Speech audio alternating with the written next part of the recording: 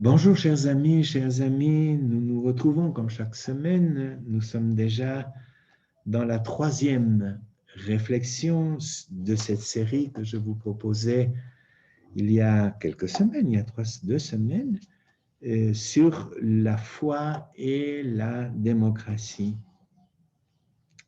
La semaine passée, nous nous sommes arrêtés à la dimension du déjà là. Si vous vous rappelez, le déjà là du royaume. Jésus nous dit que le royaume de Dieu, il est déjà là, au milieu de nous et en nous. Et nous avons fait toute une réflexion sur cette dialectique entre au milieu et en nous, comme inspiration de l'engagement des chrétiens.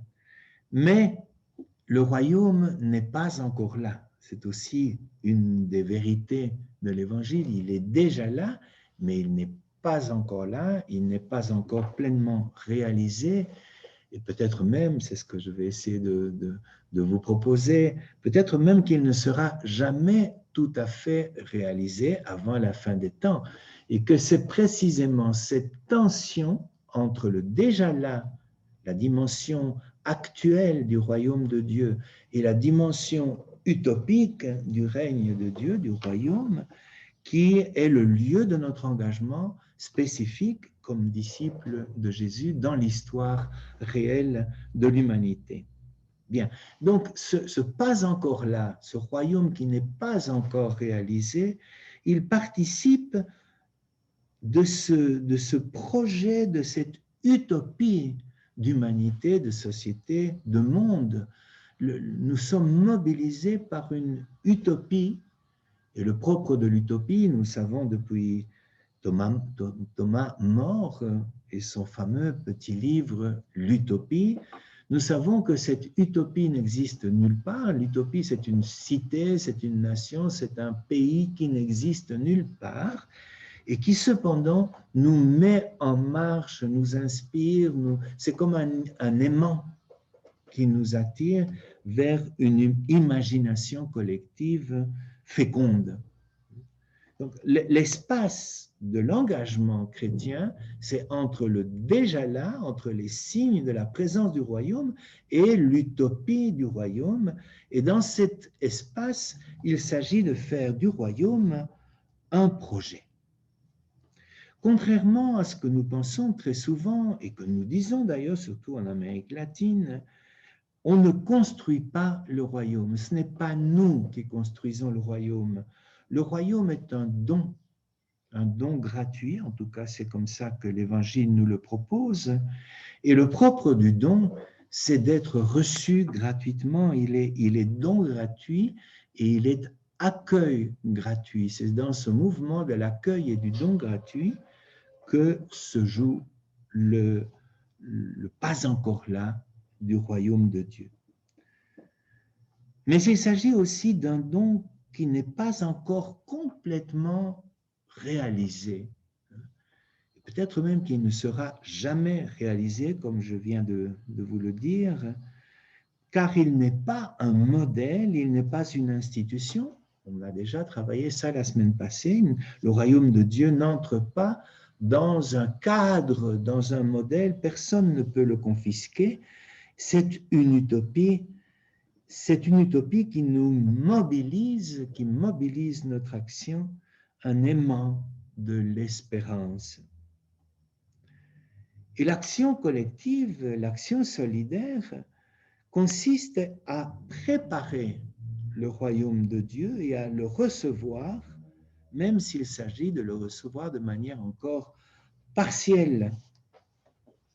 Et c'est dans cet accueil partiel, provisoire, inachevé, que l'utopie peut devenir un projet historique. Et c'est là que nous sommes concernés quand je vous propose depuis 3 semaines de repenser la démocratie et de voir comment notre foi peut inspirer un nouveau projet de démocratie.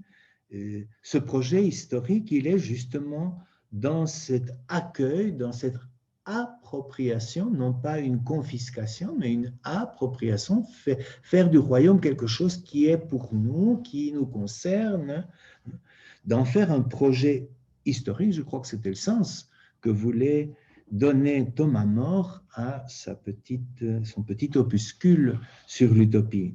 C'est une inspiration pour penser et aller de l'avant.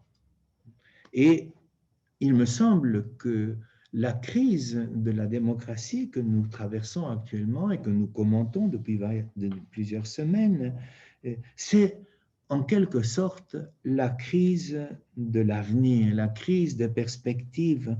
Actuellement, un peu partout dans le monde, on joue aux politiques sur des intérêts à court terme, à très, très, très court terme, à des intérêts immédiats, je dirais, instantanés. Et les institutions politiques deviennent seulement l'espace pour atteindre ces objectifs égocentriques immédiats. Il n'y a plus de projet parce qu'il n'y a plus de connexion avec la réalité collective et globale. Comment les acteurs politiques se sont déconnectés, se sont détachés de la réalité et vivent comme disait il n'y a pas tellement longtemps la porte-parole du président Trump, vivent dans une réalité alternative. Et la réalité alternative des politiciens, c'est l'immédiat. Ce sont leurs petits intérêts de groupe, comme entre ciel et terre, hein, quelque chose qui n'a plus de réalité collective véritable. Et nous assistons à l'écroulement de toutes les institutions, le Congrès, le Parlement, le pouvoir judiciaire, le pouvoir exécutif.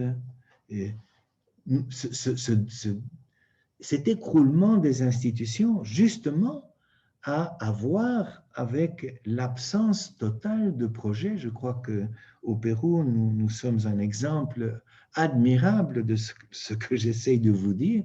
Nous sommes capables d'avoir 2 parlements différents et 4 présidents de la République différents en 5 ans. Donc ça, c'est comme une caricature, c'est comme une moquerie du sens des institutions politiques. Ces institutions ont perdu le nord, on pourrait dire, non? Au lieu de servir un projet de société, un projet collectif, elles se sont mises au service des intérêts particuliers ou des intérêts de groupe. C'est ce retournement des institutions du projet aux intérêts qui, je crois, caractérise la crise institutionnelle que nous traversons.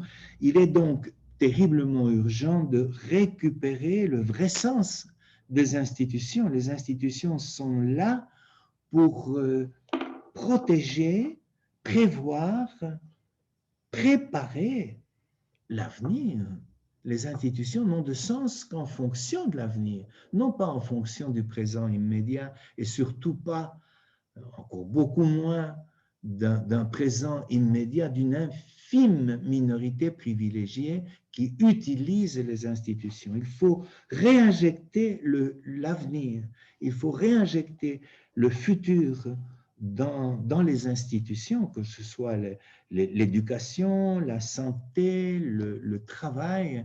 Je vis dans un pays où 70% de la main-d'œuvre, de la force de travail du pays est engagée dans ce qu'on appelle le travail informel, le marché informel parallèle, avec une insécurité et une volatilité extrême. 70% de la force de travail, ça veut dire une instabilité permanente, une instabilité ontologique du système.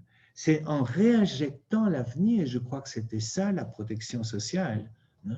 L'intuition des fondateurs de la démocratie sociale, surtout au XXe siècle, c'est prévoir l'avenir, c'est protéger les vulnérables prévoir leur avenir, leur santé, leur éducation, aussi leur vieillesse avec la pension. Donc, toute cette prévisibilité de l'avenir est devenue un chaos total et les citoyens eux-mêmes ont perdu la notion d'un projet social. Très souvent, les électeurs ne se mobilisent que pour leurs propres intérêts très petits et très immédiats, sans se situer dans cette mouvance d'un projet commun d'avenir, comme nous en parlions la semaine passée. On vient d'avoir les élections régionales en France, et je crois que ce sont c'est toujours le cas, mais cette fois-ci c'est dramatique, le peu de participation de l'électorat. C'était déjà vrai aussi en Angleterre pour le Brexit, c'était vrai pour l'élection du président Trump aux États-Unis. Donc nous sommes constamment devant cette situation d'un électorat démobilisé, un électorat qui n'a plus confiance dans ses acteurs politiques et qui donc se démobilise, se retire et laisse la place aux extrémismes de droite ou de gauche, mais c'est surtout de droite pour le moment. Cette citoyenneté, ce peuple qui a perdu la confiance dans un projet va devenir fatalement la victime de ce qu'on appelle aujourd'hui, de manière un peu légère, le populisme. Une citoyenneté, une population, une nation sans projet est aussi une nation sans espérance. Comment, dans notre lecture de foi de la démocratie, comment refaire du royaume pas encore là un véritable projet politique? Je crois que dans notre conception, dans notre vocabulaire, il faut reconnecter projet politique et prophétie. C'est le pas que je voudrais faire maintenant. Quelle relation pour nous croyants mettre, quelle relation poser entre l'agir politique, l'action politique et la prophétie? Pour comprendre ce que j'ai envie de vous partager, il faut rappeler un vieux débat des années 70, 80, 90, sur le caractère politique du royaume. Il est évident que le royaume n'est pas seulement politique, qu'il n'est pas d'abord politique, il va évidemment beaucoup plus loin que l'agir politique. Mais cependant, au contraire de certains secteurs très conservateurs et fermés qui disent que la politique n'a rien à voir avec le royaume, je crois que c'est aussi faux. C'est faux de dire que le royaume est seulement politique, qu'il est seulement historique, mais c'est aussi faux de dire que le royaume n'a rien à voir avec la politique, car la politique, c'est l'espace où l'on pense le royaume, même si on ne le réalise pas, si on le reçoit gratuitement, mais on va le penser, l'expérimenter, et on va le transformer en un projet provisoire, inachevé, imparfait bien sûr, mais il faut introduire cette idée de projet, et le projet du royaume de Dieu, c'est l'espace politique. L'au-delà de l'espace politique, c'est ce que j'appellerais la prophétie, qui est un terme typiquement biblique, typiquement judéo-chrétien. Si le royaume est une utopie et un projet, à la fois un projet et une utopie, il implique donc une relation entre politique et prophétie. La prophétie, c'est la dénonciation de tout ce qui va en contrariété, qui va contre le désir de Dieu, le projet de Dieu, je ne sais pas si Dieu a un projet, mais il a en tout cas des rêves avec l'humanité, qui va contre le rêve de Dieu pour l'humanité et pour l'univers. et annoncer ce qui est vraiment ce rêve de Dieu pour nous et pour la collectivité. Sans la prophétie, la politique s'embourbe et se corrompt. Mais sans la politique, la prophétie devient quelque chose d'inopérant, d'irréel, de la poésie, et même pas de la poésie, parce que je crois que la poésie peut mobiliser le changement de la société. Mais une prophétie sans politique, c'est une prophétie qui ne sert à rien, mais une politique sans prophétie, sans horizon, et c'est en même temps une politique qui se corrompt fatalement, nécessairement.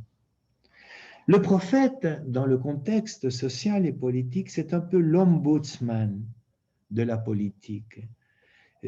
C'est le défenseur du peuple et le défenseur de Dieu, d'une certaine manière, le défenseur de l'utopie de Dieu. C'est celui qui, par sa dénonciation et par son annonce, rappelle constamment l'avenir de Dieu. Cela à voir, je crois, est très lié à ce qui, dans le vieux projet de la démocratie, était concerné par la représentativité. La vraie démocratie, c'est une démocratie représentative, où le pouvoir politique, que ce soit le pouvoir du Parlement, ou que ce soit le pouvoir exécutif, et même le pouvoir judiciaire, représente l'utopie du peuple, le projet du peuple, l'espérance du peuple. Et nous savons qu'aujourd'hui, cette représentativité est devenue tout à fait folklorique, ridicule. On a l'impression que les acteurs politiques ont quelque chose à voir avec la base, avec l'électorat, seulement pendant les campagnes électorales. Et puis, une fois que ces campagnes électorales sont terminées, qu'ils sont élus, ils perdent complètement la notion de ce qu'est le bien commun, de ce qu'est le projet du peuple, de ce que sont les besoins de la collectivité. Retrouver une véritable représentativité suppose recréer une fiscalisation des acteurs politiques, c'est-à-dire un contrôle permanent. Et là aussi, je crois que la citoyenneté est en crise dans le sens où ils perdent le contrôle sur leurs élus et sur l'action de leurs élus. La prophétie, pour nous comme croyants, c'est réintroduire ce contrôle permanent. Comment ne pas perdre la persévérance du contrôle? Ce sont les groupes de pression, ce sont les mouvements. Il faut repenser la représentation et la fiscalisation à partir de ce que nous appelons la prophétie. En essayant d'articuler ce que j'ai dit la semaine passée, ce que je suis en train de partager avec vous, on pourrait dire dans une formule un peu paradoxale, le déjà là du pas encore là, c'est la politique. Le déjà là du pas encore là du royaume, c'est la politique. Et le pas encore là du déjà là du royaume de Dieu, c'est la prophétie. J'en arrive à ma conclusion. Je crois que le pas encore là du royaume, ça, c'est vraiment comment passer de l'utopie au projet d'avenir, récupérer le contrôle sur la représentativité du système politique. Du point de vue croyant, cette prophétie et ce projet politique se jouent dans les communautés. Nos communautés sont comme des laboratoires prophétiques du royaume de Dieu. Dans nos petites communautés, nous essayons, nous mettons en route en petit cette utopie du royaume, cette utopie de Dieu. Il s'agit d'anticiper et de répéter, de faire la répétition générale du royaume de Dieu. Et au cœur de la communauté se situe pour nous la symbolique eucharistique. L'Eucharistie, pour le croyant, c'est l'anticipation de l'utopie. C'est l'anticipation du royaume de Dieu quand nous célébrons l'Eucharistie, que ce soit au niveau sacramentel ou que ce soit l'ensemble de la vie communautaire devenue Eucharistie. D'une certaine manière, nous rendons présent ce qui n'est pas encore là. L'Eucharistie, c'est le déjà là du pas encore là. C'est préparer, mais c'est surtout anticiper cette utopie du royaume pour que nous puissions nous convaincre que c'est possible. Parce qu'aujourd'hui, il y a une tendance, une tentation de croire que le royaume, c'est une utopie impossible.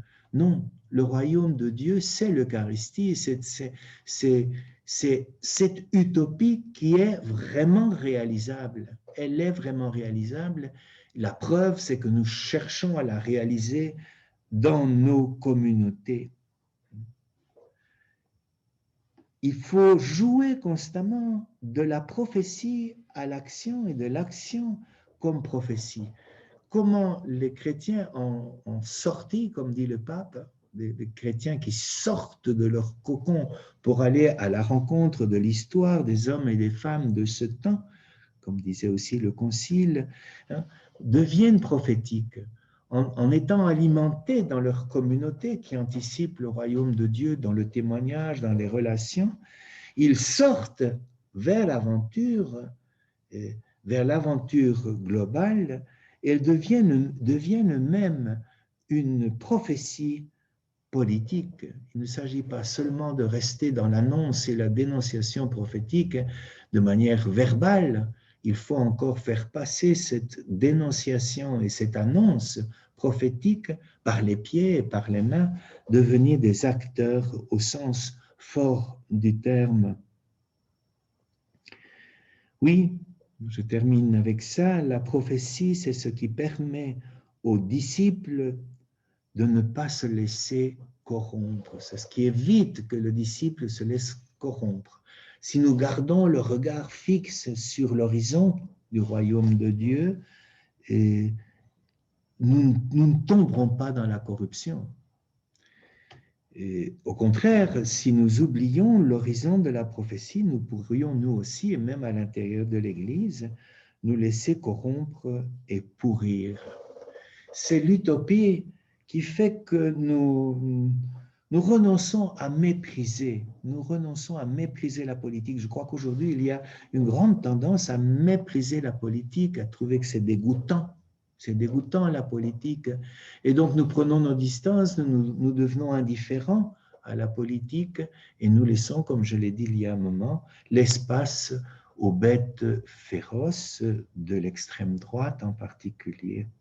Donc c'est cette articulation permanente entre la prophétie et le projet politique qui fait que nous reprenons confiance, mais pas une confiance naïve et stupide dans la politique, mais une confiance fiscalisatrice, c'est-à-dire qui contrôle et qui exige une véritable représentativité de ce qu'est l'utopie que nous avions perdu de vue.